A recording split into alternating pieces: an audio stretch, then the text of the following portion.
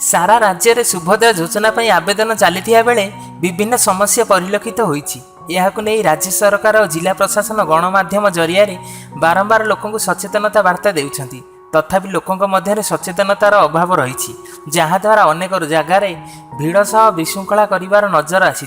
तेणु गतकाली राज्य सरकार सारा ओडिशा रे समस्त ब्लॉक रे सुभद्रा योजना सचेतनता रथ बुलिवार बंदोबस्त करथिले। गतकाली गंजाम जिलापाल कार्यालय परिसर मुख्य अतिथि रूपे मत्स्य पशु संपद विकास मंत्री गोकुलानंद मल्लिक जोगदेवा सह छत्रपुर विधायक कृष्णचंद्र नायक, जिलापाल आरक्षी अधीक्षक और मुख्य उन्नयन अधिकारी उपस्थित रे उद्घाटन करा जायतिला।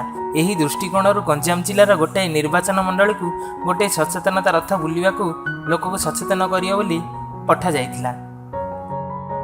तो ये जो सुभद्रा योजना हूँ गोटे ऐतिहासिक योजना आमर प्रिय मुख्यमंत्री जो वर्तमान प्रथम नुआ सरकार आसला महिला मान स्वावलंबी करने, महिला को सशस्त्र करने, महिला को रोजगार देवाई आज जो गोटे ऐतिहासिक योजना सुभद्रा योजनार शुभारंभ होगा जाऊँगी।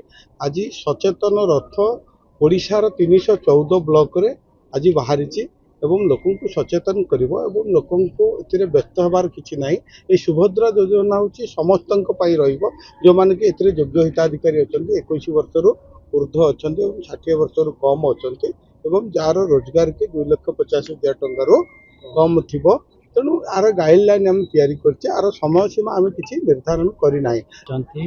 सारा ओडिशा रे आज सुभद्रा रथ यात्रा उद्घाटन होछि।